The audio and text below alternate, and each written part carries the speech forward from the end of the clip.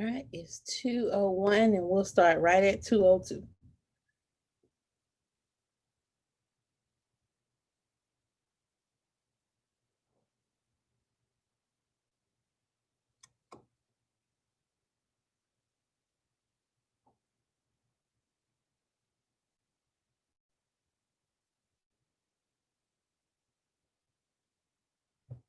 Hey, hey.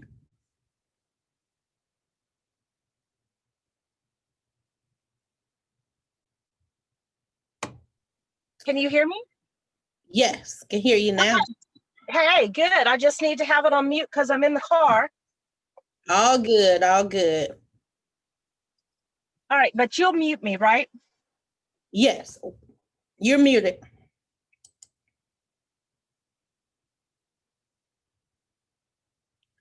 All righty, well, we'll go ahead and get started and we will let people in as they come in. So hello, everybody. I'm LaShawn. I get the pleasure of being the Director of Membership and Engagement here at United Partners in Human Services. We also have my colleague and our Executive Director, Amber Tynan, on the line. You'll see her pop up shortly. She's actually at another doing something else in the background, and so you'll see her shortly. But we're excited today to have with us Kat Keene, who is the Tallahassee chapter leader of Sidewalk Talk, which is a fantastic program, and you're going to hear more about it. I can tell you now, this is part one of a two-part session, and so you'll kind of hear more about that, and you'll know why it needs to be a two-part session momentarily. But I know she has lots of good information to share with us. So I'm going to turn it over to Kat and she'll tell you a little bit more about herself. Thanks so much, LaShawn, and a huge thank you to Amber and LaShawn for inviting me to be part of your incredible network of human services nonprofits. So it's great to meet everybody. Hello.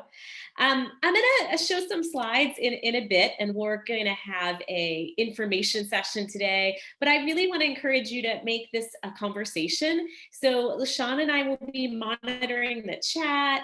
Jump in, ask your questions anytime. Like, let it be a dialogue about Sidewalk Talk today between you and me. So a little bit about myself and kind of what this is about. I was reading, your annual report, United Partners for Human Services annual report, and I loved the idea that your coalition of nonprofits and partners and allies, one of the first statements was that you share this common value of people come first, the power of the collective. And like many of you, I'm a social worker, and I am who I am really because of my early experiences in nonprofits and in human services. So we're going to start with that assumption today, that people come first, and we're going to lead with that. A couple other assumptions I have, which is that you already know the value of listening in your work, and two, that you're interested in growth. You're interested in connections professionally and personally and building your toolbox. I think we all are. So with those assumptions, I'm going to share with you about an opportunity to join a community of listeners and general resources that may help you, your family, those in your network with listening, with connections, and just kind of a different view, a more expansive view, maybe, of what listening can do. So again, please feel free to use the chat, unmute yourself, ask questions, get whatever you need out of our time together. So to start us off in the chat, I would love if you guys can type in something quick that you are thankful for today, like right now. It's November, perhaps somebody's already asked you that, but let's just practice using the chat and type in one thing that you're thankful for. And I'm going to do that too.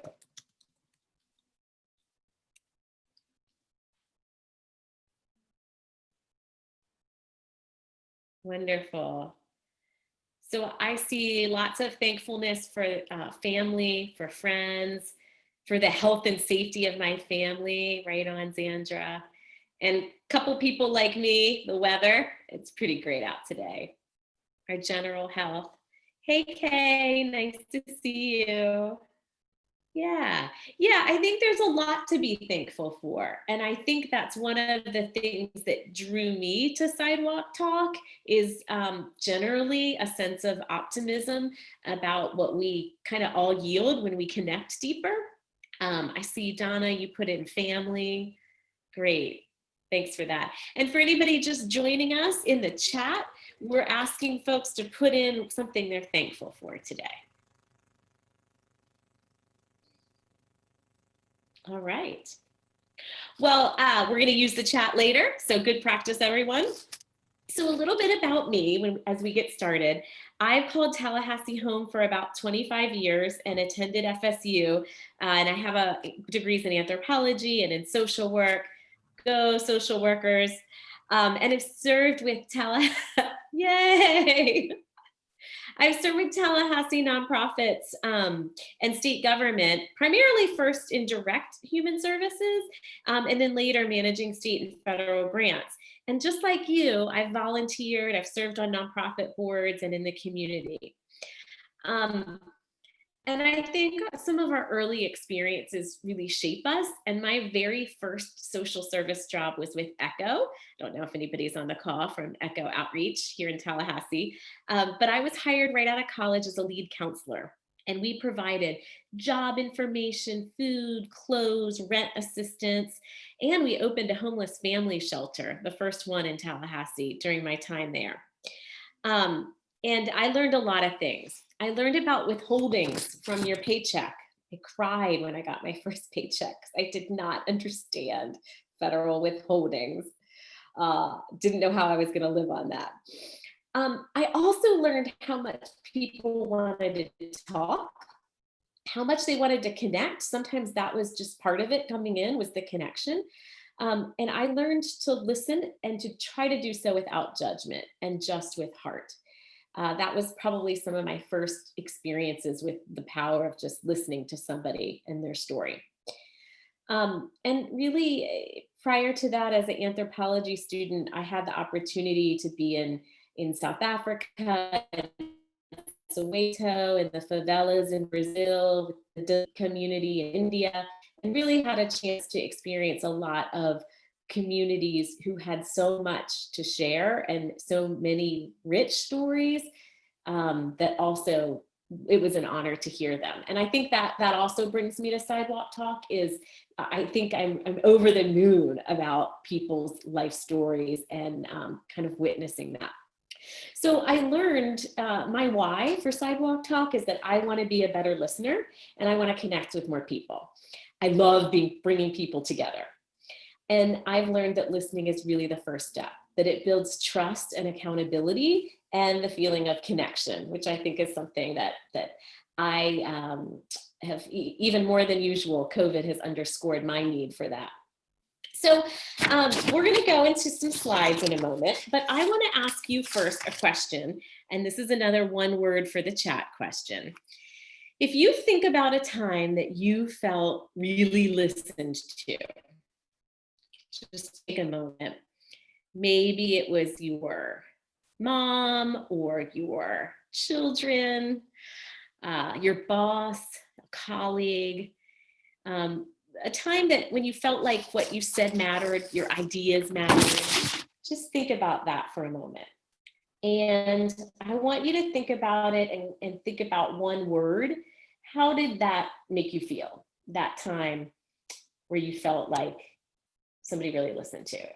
And if you could just take that in the chat.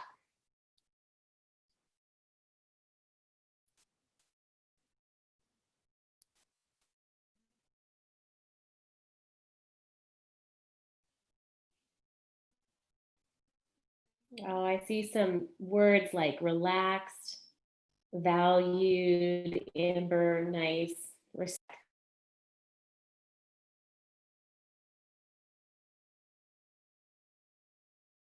Oh, realized I was muted. Sorry about that. Appreciated, safe, valued, great. Yeah. Yeah, and so cared, another one, cared and cared for, loved. Yeah, like my guess is all of these times that you're reflecting on, you felt like you mattered, that listening made it you feel like you mattered to somebody by being listened to. So today I want to share Sidewalk Talk with you because I think it could be a fit for you. You may be interested in joining and being a community volunteer or not. You may just be interested in following the blog and going to some really training. So all of this is an option to go as deep as you want. And if you're not in this area, you might consider starting your own chapter if you were in a region.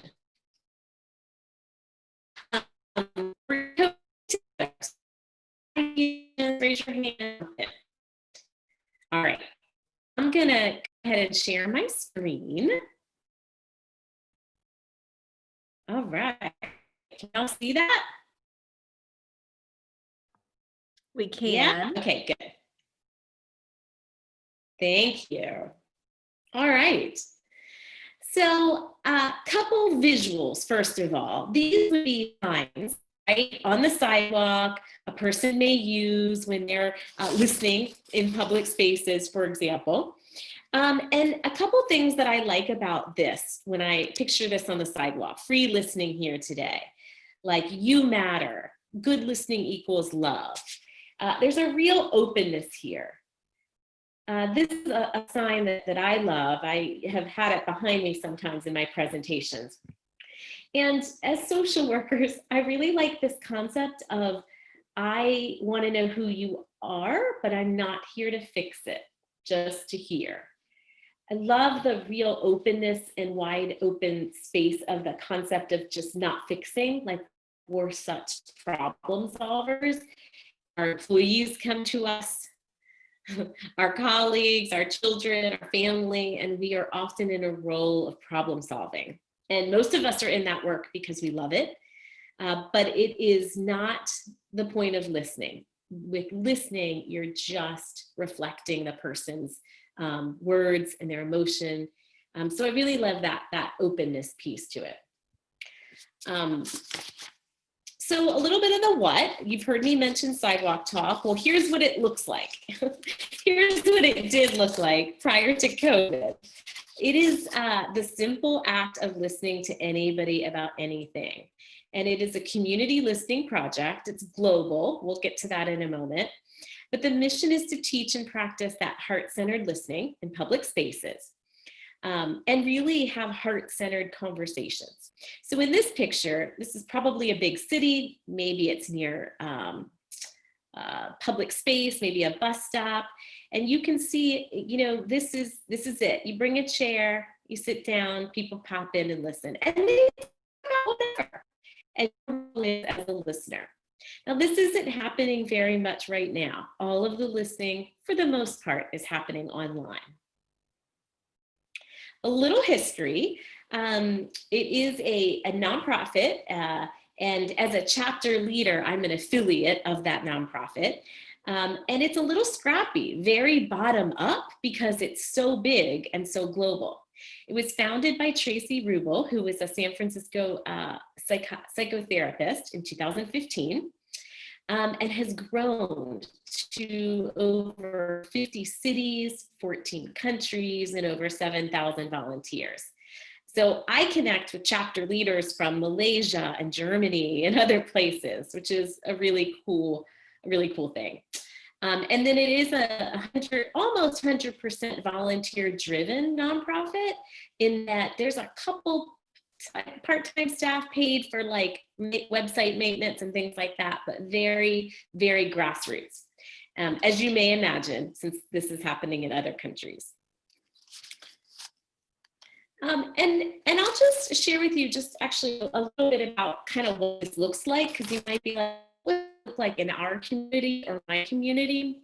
So typically volunteers, they gather in the same public space at the same time. So Saturday at the market or Wednesday in the union, whatever that looks like. So that their listener presence is known in the community. And so if there were, say, 8 volunteer listeners 4 would be in chairs, and maybe 4 others would be around the space with signs that said, anybody interested in being listened to? And then perhaps those groups would flip and they'd switch for about 30 minutes. Usually the time is short, an hour or two. We open and close with our connection and circle, and then life goes on. So very, very basic. But as we'll get into later, there's a lot more depth. So why? I shared a little bit about my why, and that I want to connect with people and be a better listener. Hey, But I think there's really two. Kat, we may try you cutting your camera off because you're going in and out, and that may help clear up the bandwidth issue. All right. Okay, thank you. Sure. How about now? Much better. Okay. Do we have a question from the chat? No, just a couple people asking about sound. Oh man, apologies. But hopefully this will be better. Yes. Great. So usually people want to be part of Sidewalk Talk for a couple reasons. Either they want to grow their listening skills or they want to help. So there are a lot of listeners in the world and in our country that are similar to you in that they come from helping professions. Many listeners are from those helping professions or are interested in being part of those helping professions. So most of the listeners I've come in contact with have a lot similarities with the nonprofit community. And so there's a lot of reasons that people choose to join. Some of it's personal, being a better listener, and some of it is to be connected, like my why, and to really kind of foster that sense of closeness and decrease loneliness. So online listening has been a really helpful tool for that in the past months, and I'm gonna show you some of what that looks like in a minute online. And then there's the bigger picture about, the Facebook group, the listener toolkit, etc. And so here's kind of the steps. And again, I'm going to show you some other resources that are free. But if you are interested in being a listener, you would join. You do give a contribution of some amount. It could be as little as $5. You move through a volunteer listener training. You sign a waiver. And you're ready to volunteer, either online or on the sidewalk.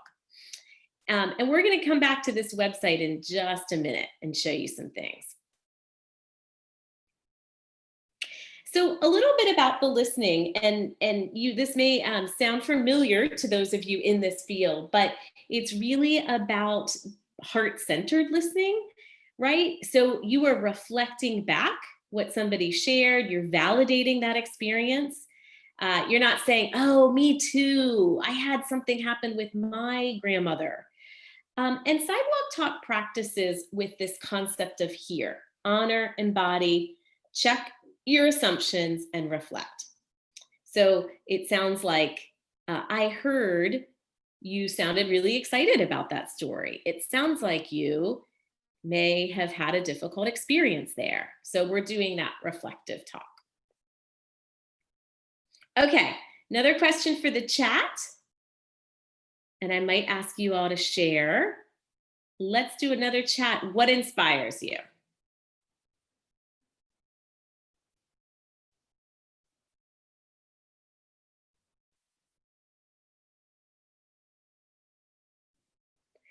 And then LaShawn, I am having trouble seeing the chat. Would you? Oh, I got it. Never mind. All right.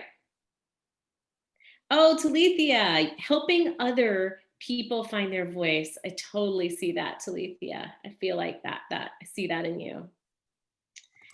Donna is inspired by helping others. Sylvia, watching folks grow. Marcellus, about helping others succeed. Awesome. Okay, so I'm going to ask somebody to share a little bit more, right? You're inspired. It's November. Somebody jump in and tell me a little bit more about what inspires you. So for me, I put the elders because I'm always inspired by the group of workers who came before me. And it doesn't mean that they're also much older. It's just how we refer to them in my community growing up. So if they could do it with so much less and so many less resources and money and just, there's no technology, then certainly I can keep running the race. Mm. Yeah, like I hear you say, if if they could do all that with so little, at least you could keep the baton going. You can get up every day. You could put one foot in front of the other, like almost like that legacy calls you. Cool. Anyone else want to share? All right. Well, we'll do one more topic. Would love and you guys can Real quick, Kat, I'm sorry. I think Donna was gonna share. You caught me. So one of my gifts, and I'm grateful for it, is to inspire others to their greatness. And I do that through my theater workshops. And it's awesome to be able to watch folks have those breakthrough moments that grow them into the person they're supposed to be. So that's what inspires me, inspiring others. But I know it sounds kind of, weird, but yeah. Yeah, Donna, I hear you. Like the breakthrough moment, like almost like you were inspired witnessing their success, their breaking through. Yes, that is an awesome feeling, and I'm grateful for the gift, and knowing that it's a gift helps me not to get too much in my head about it.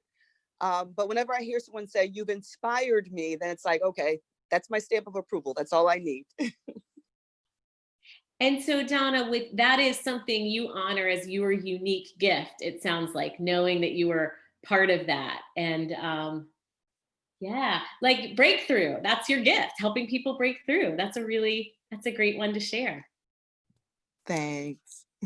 Marcellus has a great one in the chat. He's inspired when a person can come from a wrong situation, whether it be their environment or bad choice, and change their direction for the positive. Yeah, Marcellus, and that's something we thankfully get to see in our field. Not all the time, but often. Yeah, great. Anyone else want to jump in sharing your gift that you bring to the world? All right. Well, we'll move on, and I'm going to show you some big picture resources. So this is, there is a Sidewalk Talk podcast. If you're in the car driving and scrolling through your podcast like I used to be, when I used to be driving more, this is a great free resource that every Tuesday you can connect and you can get this free podcast wherever you get your podcast, where the founder, Tracy Rubel, talks with a lot of different guests. And I'm going to show you a couple of those right now. Let's see. Can you guys can see Sidewalk Talk now on my screen? Yeah, okay. So let me move this.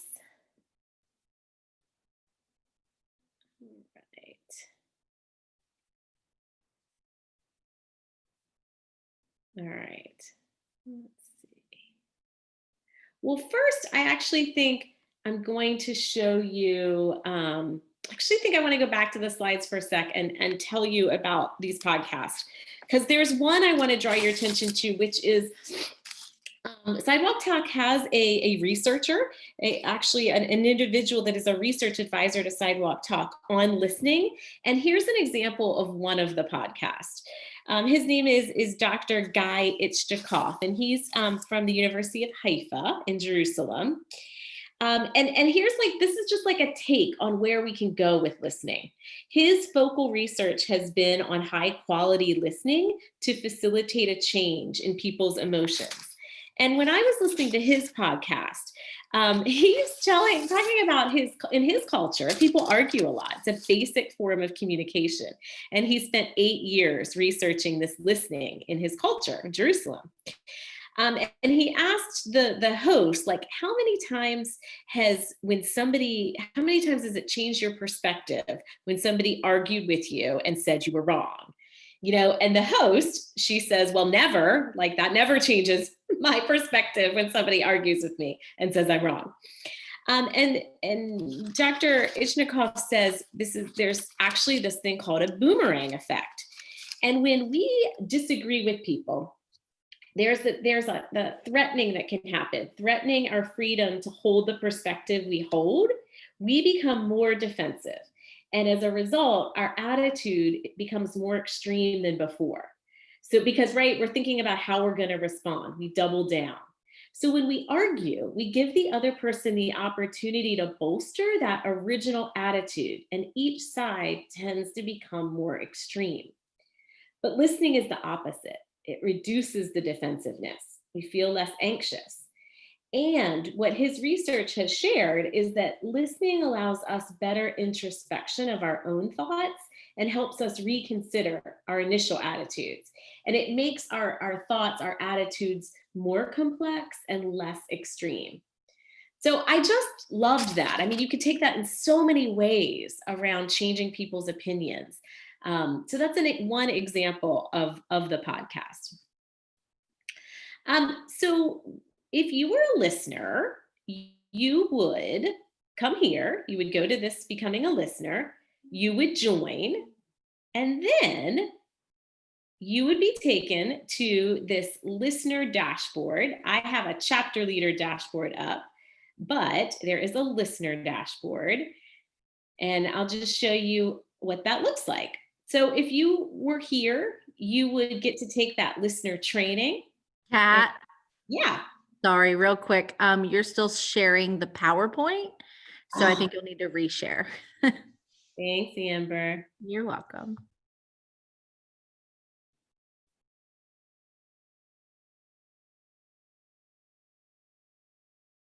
All right.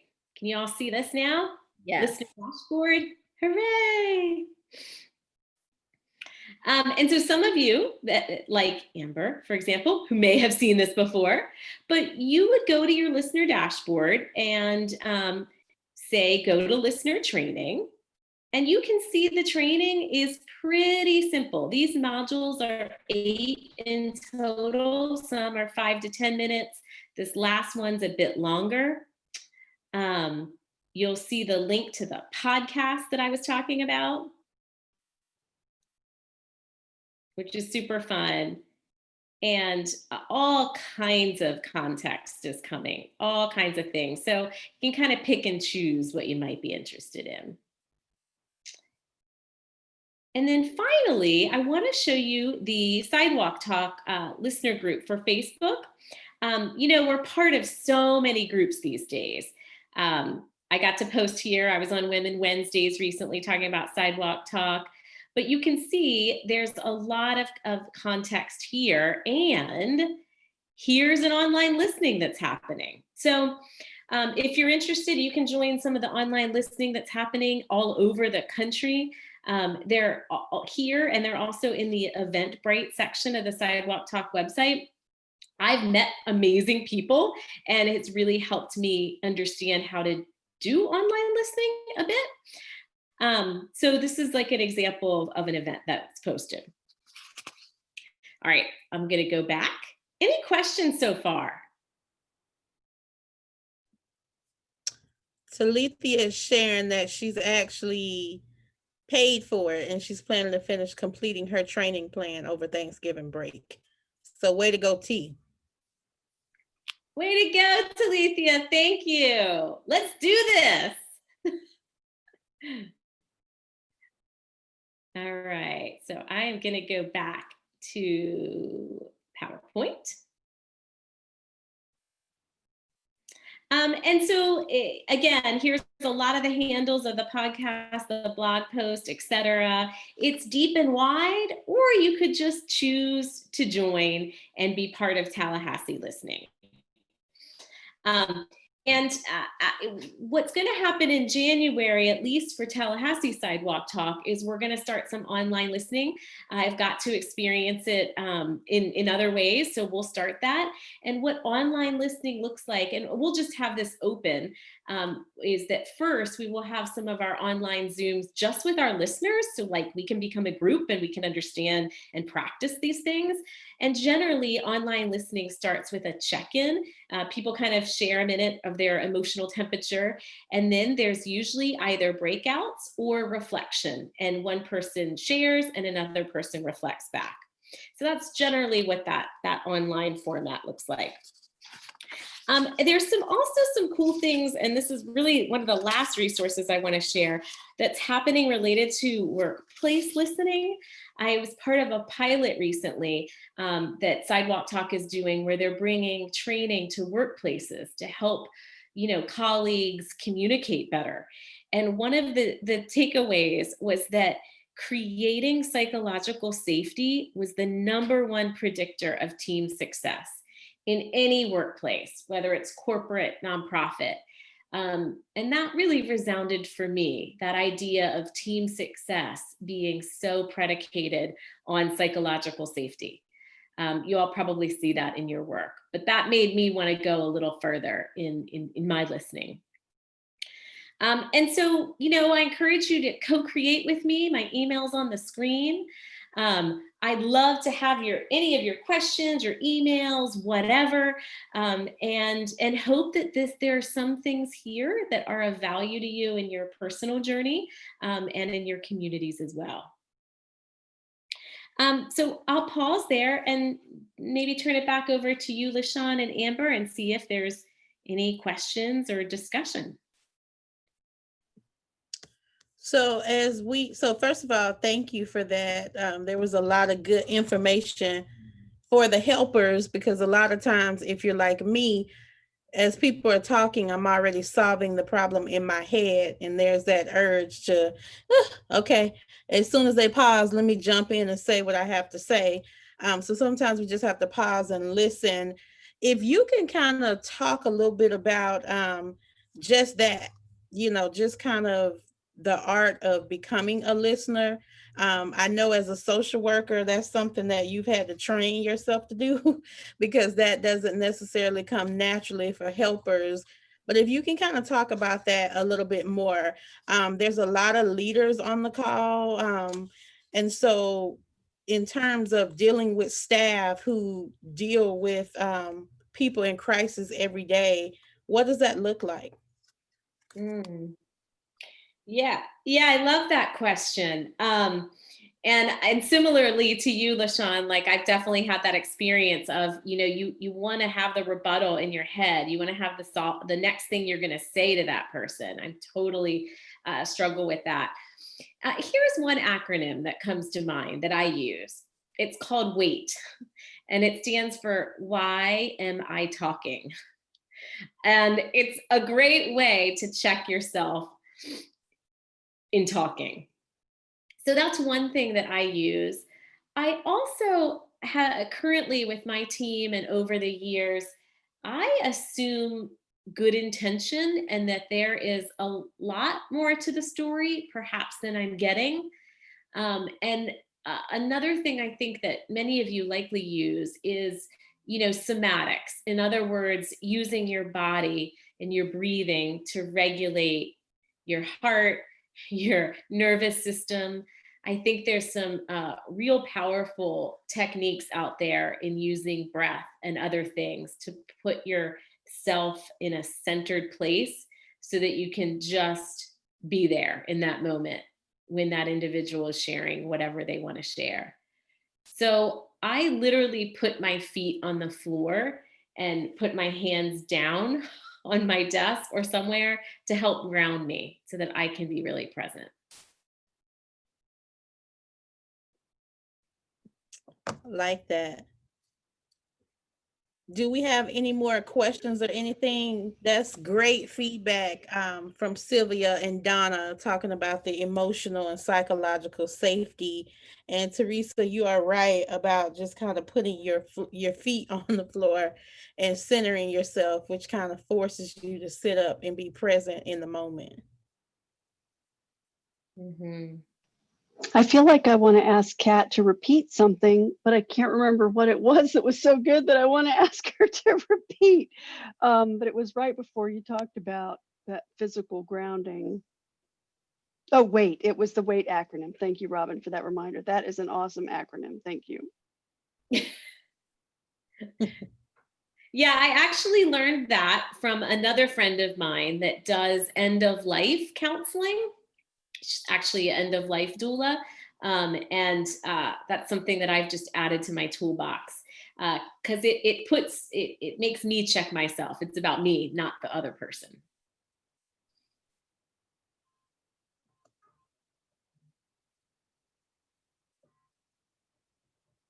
Well, it's been amazing to be with you all today. I'm familiar with some of you and your work in the community. Many of you have been doing this work for decades. And I hope that there's something from this that you can take forward in your families and in your workplaces. I think there's, there's always more ways that we can build our toolbox. And I'm really want to appreciate Amber and LaShawn for allowing me the opportunity to do that with y'all today. Absolutely. If you weren't here in the beginning, this is actually going to be a two-part series. First, it's being recorded, so it'll be posted on our Facebook page as well as our YouTube channel, so you can get it there. But in the spring, we're actually going to do some breakout groups where we can actually practice and can model for us what this looks like, so that as we're working with our teams, we can actually be leaders and showing them how to just slow down and listen. So stay tuned for more information. Kat has her contact info on the screen. So feel free to reach out to us. She's always welcoming and available. And if there's anything that we can do to put you in contact with her, we will do that as well. So thank you for you all's time today. If we don't see you before Thanksgiving, make sure you stay safe and we will see you soon.